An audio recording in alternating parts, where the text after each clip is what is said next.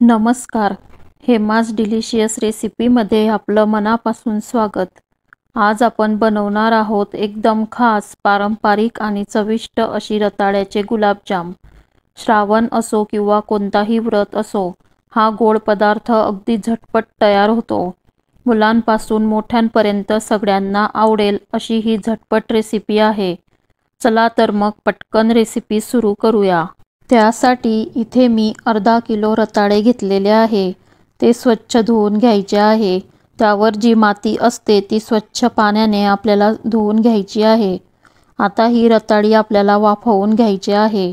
त्यासाठी इथं मी एक चाळणी घेतली आहे. त्यावर सगळी रताळे ठेवून घेऊ.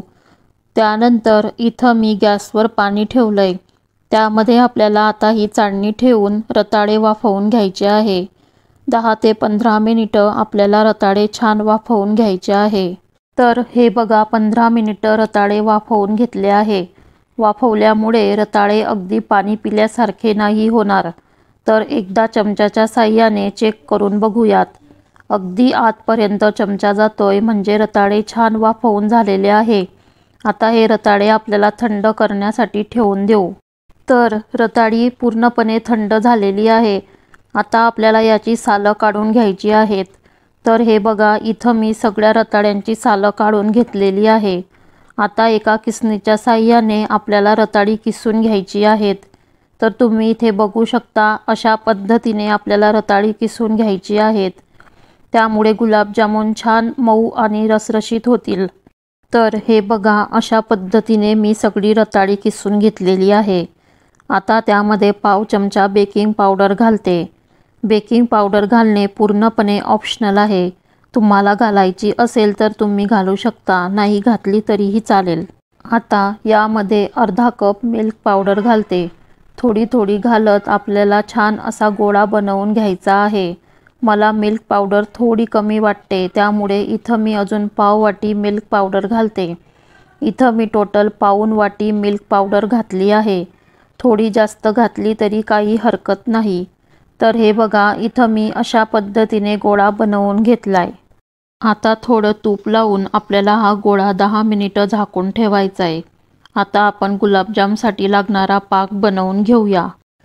त्यासाठी इथे मी एका कढईत 1.5 कप साखर घेतली आहे. आणि जेवढी साखर घेतली तेवढेच म्हणजेच 1.5 कप पाणी घालायचे. आता कढई गॅसवर ठेवून आपल्याला साखर विरघळून घ्यायची आहे.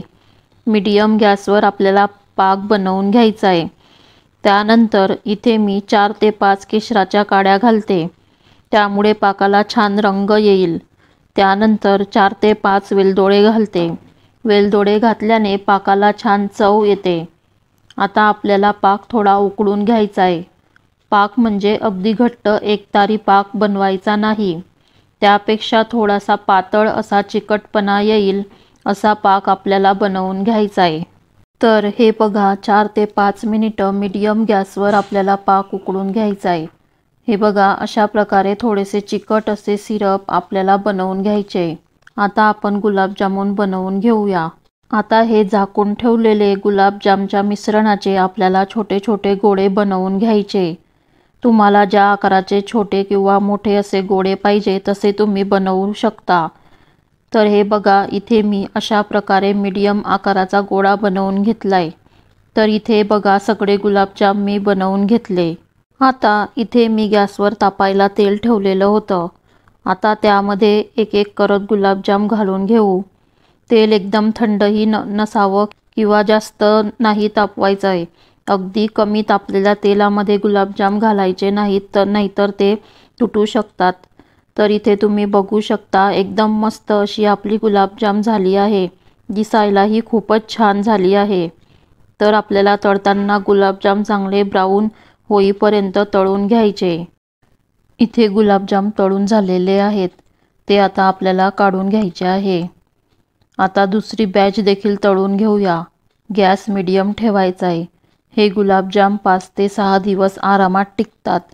तर हे बघा, अशा पद्धतीने इथे मी सगळे गुलाबजाम तळून घेतले. आता पाकामध्ये एक एक करत गुलाबजाम टाकून घ्यायचे.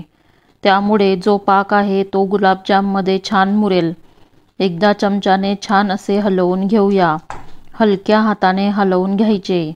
तर हे बघा एकदम रसरशीत असे आपले गुलाबजाम तयार झालेत. उपवास म्हटला की असा वेगळा पदार्थही पाहिजेच आणि उपवासाच्या फराळामध्ये वाढायलाही छान पदार्थ आहे. अगदी मऊ आणि रसरशीत असे गुलाबजाम तयार झालेले आहेत. तुम्हाला माझी ही रेसिपी कशी वाटली कमेंट करून नक्की सांगा. आणि व्हिडिओ आवडला असेल तर व्हिडिओला लाईक करा, शेअर करा आणि चॅनलला सबस्क्राईब करा. धन्यवाद.